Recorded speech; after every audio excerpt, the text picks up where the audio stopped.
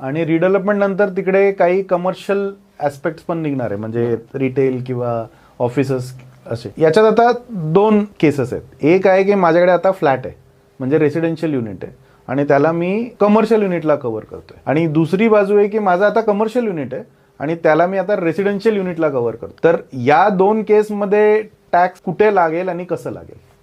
चांगला प्रश्न आहे. बरेच जण असा विचार करतात की रेसिडेन्शियल फ्लॅट माझ्याकडे जो रिडेव्हलपमेंटला चाललाय त्याच्याबरोबर माझ्याकडे अजून 2-3 रेसिडेन्शियल फ्लॅट आहेत, अजून एक घेऊन काय करू? त्यापेक्षा मी शॉप घेतो, त्याच्यातून मला कमर्शियल व्हॅल्यू मिळेल, मला रेंटवर देता येईल, चांगलं भाडं मिळेल. पण एक लक्षात घ्या की मी मगाशी सांगितलं तसं सेक्शन 54 जो आहे इन्कम टॅक्स ऍक्ट खालचा, तो असं सांगतो की एक रेसिडेन्शियल हाऊस, जुनं रेसिडेन्शियल हाऊस देऊन दुसरं तुम्ही नवीन रेसिडेन्शियल प्रॉपर्टी घेतली तरच तुम्हाला सेक्शन 54चं एक्झम्पशन ऍप्लिकेबल आहे. त्यामुळे अशा केसमध्ये आता जे पहिलं उदाहरण आपण घेतोय की माझं रेसिडेन्शियल हाऊस, रेसिडेन्शियल प्रॉपर्टी आहे आणि मी शॉप घेतोय, कमर्शियल प्रॉपर्टी घेतोय, तर त्या केसमध्ये हा सेक्शन 54 ऍप्लिकेबल होत नाही. म्हणजे तुम्हाला टॅक्स लागू.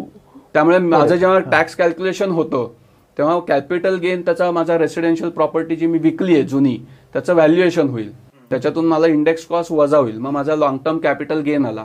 त्या लॉंग टर्म कॅपिटल गेन मधनं मला या शॉपचं डिडक्शन मिळणार नाही आणि त्यामुळे त्या लॉंग टर्म कॅपिटल गेनवर ऍप्लिकेबल टॅक्स रेट जो असेल त्याच्याप्रमाणे तुम्हाला टॅक्स भरावा लागेल.